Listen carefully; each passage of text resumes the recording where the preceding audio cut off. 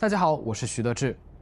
不出意外，美国再度一票否决了关于缓解加沙人道主义局势的决议草案。现在我手上拿着的就是这一草案的最终版本。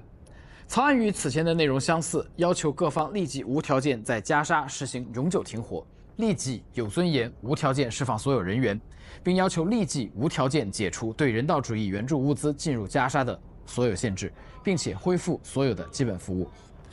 这一草案最早是安理会成员阿尔及利亚在几个礼拜之前代表阿拉伯国家所提出的，并且得到了所有阿拉伯国家的支持。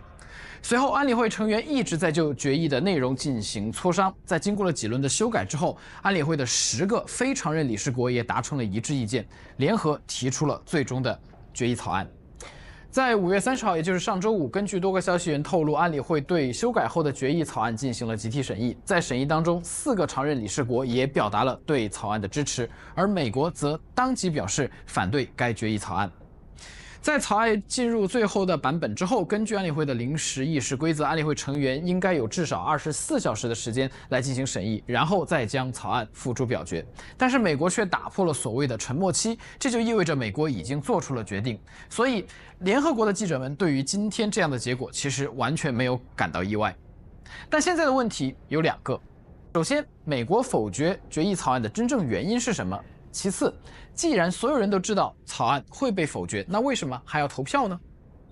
美国作为以色列的盟友，已经在安理会多次否决了相关的决议。在去年的11月20号，也是10个非常任理事国提出的决议草案，也是呼吁停火、释放扣押人员，也是14票赞成，被美国1票否决。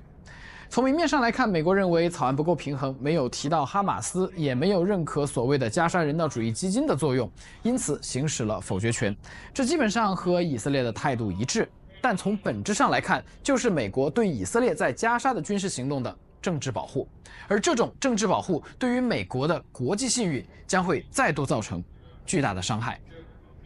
阿拉伯国家也很明白这一决议草案将被否决，即便表决通过，根据此前的经验，恐怕也很难以得到执行。而阿拉伯国家和巴勒斯坦推动表决的原因在于，以此向美方施压，期待美国为了从一定程度上挽救自身的国际信誉，施压以色列在加沙地面战场的行动烈度，以及加速与哈马斯达成停火协议。